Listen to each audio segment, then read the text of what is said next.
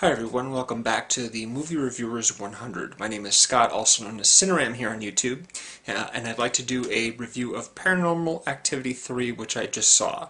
Before I do, however, I'd like to give a quick shout out to Ben, aka BMLR Productions, who did our guest review yesterday on The Adventures of Tintin, Secret of the Unicorn. That's a very advanced review for this channel. I don't think that movie comes out for another month, maybe Thanksgiving weekend or something like that, or Christmas, I'm not really sure, but yeah, it's amazing. And Ben is a really great guy. I hadn't seen any of his videos before, was really pleased with his review, very in-depth and thorough, so I went to his channel, watched a whole bunch of his videos. Ben, you can count me a big fan of yours right away. I've got a link to his reviews below, the Tintin review on his channel, so please check him out if you haven't already. So Paranormal Activity 3, this is of course the third in a series. We're getting about one per year now in lieu of new Saw movies, so that's a good thing, I think. Although I actually haven't seen Paranormal Activity 1 or 2, however I've read enough about them to know that each one takes place before the previous one. So Paranormal Activity 3 takes place first, and then Paranormal Activity 2, and then 1. And I may get around to seeing 2 and 1, and if I do I'll see them in that order, 2 and then 1, just so I have the story straight. It's possible, however, that since I've only seen 3, I'm missing some ironic story twists or references to things that happened in the first 2 movies. I'm not really sure about that. I'm just taking this as a standalone horror movie, the basic premise of which I'll explain in a second. But first I want to mention that this is directed by Ariel Schulman and Henry Joost, who documented their friend Neve and his little Facebook adventure in the documentary Catfish, which I liked quite a bit. And I did a review on that, which I'll link to below as well. In the film, it starts off basically with a young couple, and the late woman is pregnant, and she's painting. And this is, of course, all found footage. There's a lot of these found footage horror movies lately. They receive, their sister basically brings over a bunch of her boxes to store in their basement while she's moving. Amongst them is a whole selection of VHS videotapes, which are from their grandmother, apparently. They don't get a chance to look at them because the house is turned upside down. There's a burglar or there's an earthquake. I forget exactly what happens, but the place is just ransacked, and the box full of VHS is gone. And at that point we then see what's on the VHS tapes. Now this is the first thing that doesn't make any sense to me, which is that if we're watching a found footage, a found footage movie is a movie that is supposed to be made up of candid, footage taken by the participants or something like that, and it's edited in a way to present a story of what happened to these people in the context that it just sort of was played out for their own cameras.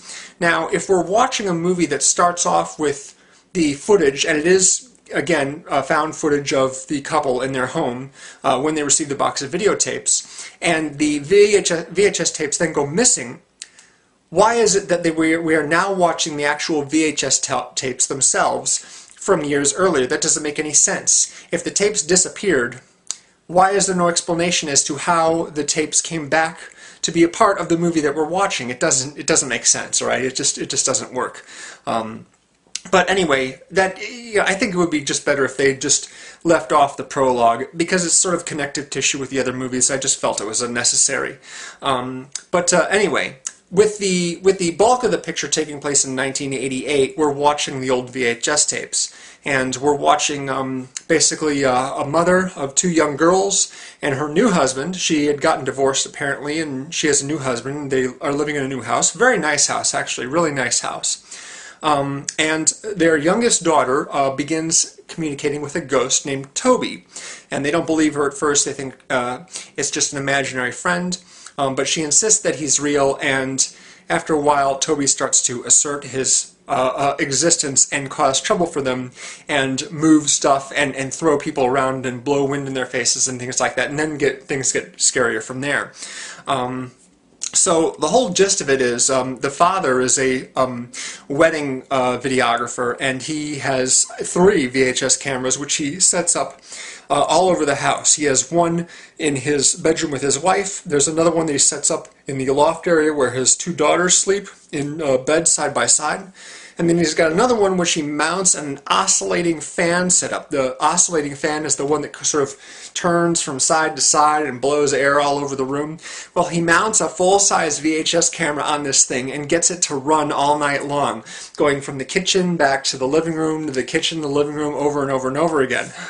Now, a funny thing is, he's using VHS, apparently, right? So as someone, I think his older daughter asks, how long is the tape? And he says 6 hours. I'm like, oh, well, that means they're shooting on slow speed.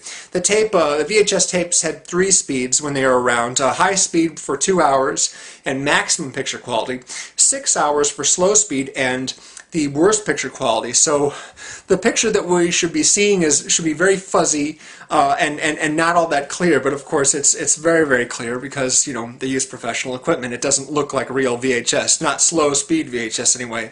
I had a little fun with that. There's a number of scenes where they basically have the image of the camera that they're shooting on in the mirror. If they're standing in front of a mirror, you see the reflection. And I was thinking they probably had some high definition camera with a false VHS camera sort of built around it, like a shell of a VHS camera. The lens could be in the same spot, but you know, they rigged it up so that it looks like a full-size VHS camera when in fact it's a smaller high-definition camera, because it's obviously high definition. There's even a shot of him watching the playback later on, and the image is letterboxed, like a 16:9 HD image. I'm like, that's not VHS. It's just not. So, you know, I would notice something like that. Other people probably wouldn't care. But what happens is, over the course of time, you see him basically running the cameras and letting them record all night long. His daughters are sleeping. He and his wife are sleeping. The camera in the living room and dining room is just basically sweeping back and forth. And so there's a number of sequences where you're just sitting there waiting for something to happen. And I got to admit, this is pretty tense, actually. I kept waiting for something to like pop out and just go bang all of a sudden, you know? And there are a few good jolts in the movie. And I have to say that the ending is quite a bit like the Blair Witch Project. I'm not going to describe exactly what happens, but it involves basically at least one character running around in a panic with the camera. And this is, I think, another fundamental flaw of the found footage horror movie, which is that when you get down to it and you feel like your life is in danger and you're freaking out, are you still going to be carrying around the camera, filming everything? No, I don't think so. Of course, if they didn't do that, then there would be no climax. The movie would be missing a climax. So you have to sort of forgive these little things. But overall, I thought it was a fun movie. Definitely had some good jolts in it, some good surprises. And I have to say my favorite scene is where one in which the parents are out of the house with their younger daughter, and so the older daughter, who's probably around, I don't know, 10 or so, is being looked after by her dad's friend, and she insists that they play the Bloody Mary game, where they stand in a dark bathroom, basically, in front of the mirror, and say Bloody Mary 3 times, and then supposedly she'll appear and cause trouble. This is a really tense scene. This is really good. And then things, you know, kind of go haywire after that. It's kind of funny, too, but also scary. So overall, although there are a bunch of sort of logical flaws with this type of genre, at least it pertains to this movie, I thought that as a horror movie itself, or as just a spooky, startling movie, it was pretty darn good, so I recommend it. And I might get around to seeing 2 and 1, and if I do, I'll see 2 and then 1, but I have no immediate plans to. It just, you know, I wanted to see something current, and you know, it got good reviews. Most of the guys I'd seen on YouTube were reviewing the movie saying it's actually a lot better than 2 and 1. So I was like, well, that's a good thing. So yeah, I enjoyed it. And I have to say, thus far, my favorite found footage film of the ones that I've seen a few of them. The ones that I've seen, my favorite would have to be Behind the Mask: The Rise of Leslie Vernon, which came out in 2007. It isn't strictly a found footage movie because there are regular film sequences, particularly the end. That's one movie in which the characters are smart enough to put away the cameras and deal with the situation rather than keep filming everything, so it's filmed normally. There are a few normally filmed sequences, but the bulk of the picture is comprised of found footage that was taken by the characters, and I know they did that just basically to keep the budget down, which was a very smart move. It's a terrific movie. Really liked it a lot.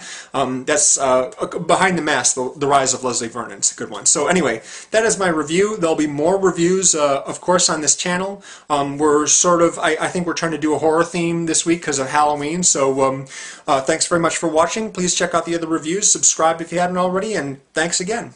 Bye.